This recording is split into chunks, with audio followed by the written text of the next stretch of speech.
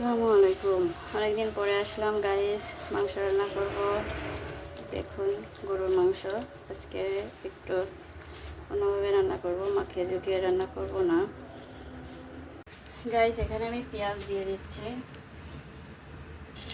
একটু ভেজে নেব পেঁয়াজ, একটু কাঁচা পেঁয়াজ মাংসের ভিতর দেবো।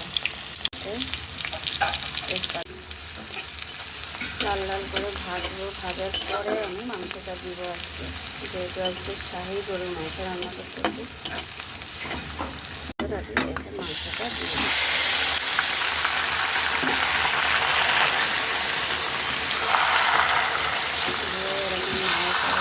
একটু ভেজে নেবো, হালকা একটু ভাজা ভাজা করবো, তারপরে আমি মশলাটা দেবো।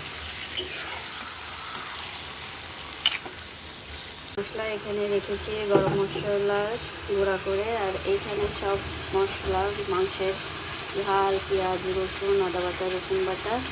আর এইখানে আমি রেখেছি এইবার জয়ত্রী জয়ফল গুঁড়াটা বেজে আমি নিয়েছি।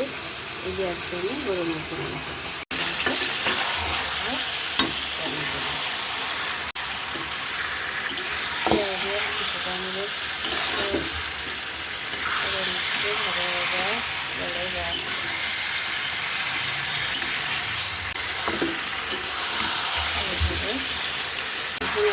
পেঁয়াজ কাঁচা পেঁয়াজ দিয়ে দিলাম, এই মশলাটা দিয়ে দিলাম।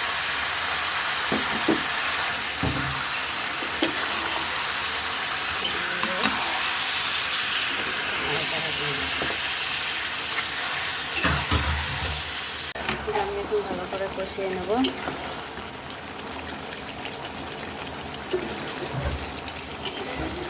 পর গরম মশলা দিয়ে দিচ্ছি।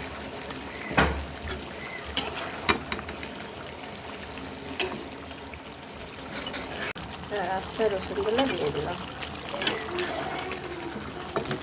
তো সাই রসুনগুলো বেশ অন্যরকম স্বাদ হয়। মাংস এই যে কষাচ্ছি, আরও বেশ কিছুক্ষণ কষাতে হবে, যেহেতু একটু সাই মশলা দেবো, খাওয়া অন্যরকম হবে।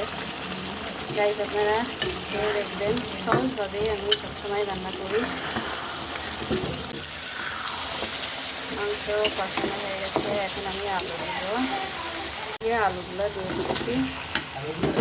আমি এই যে শাহী মশলাটা দিয়ে দিলাম, বেশি দিব না, অল্পই দিব। অনেকে বেশি দেয়, কিন্তু বেশি দিলে গরম হবে। কালা ভুনার ভিতরে অনেক সময় দেয়, কালা ভুনা হবে একটু, শাহীও রান্না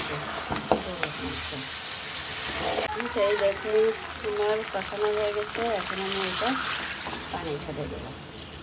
কালো ভুনার মতো করে কষিয়ে নিয়েছি। দেখুন কালো ভুনার মতোই হবে, যেহেতু শাহী গরু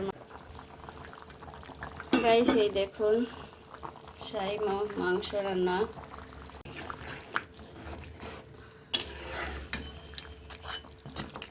মাংসটা হয়ে গেছে।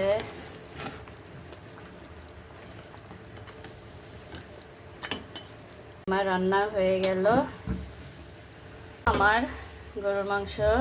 গাইস দেখুন কি সুন্দর রং আসছে। আমার এই রান্নাটা আপনাদের যদি ভালো লেগে থাকে তাহলে বেশি বেশি করে একটু সাবস্ক্রাইব করে দিয়েন, লাইক করেন, শেয়ার করেন, আরও উৎসাহিত করেন যাতে নতুন নতুন রান্নার ভিডিও দেখাতে পারি। দোয়া করবেন। ধন্যবাদ সবাইকে।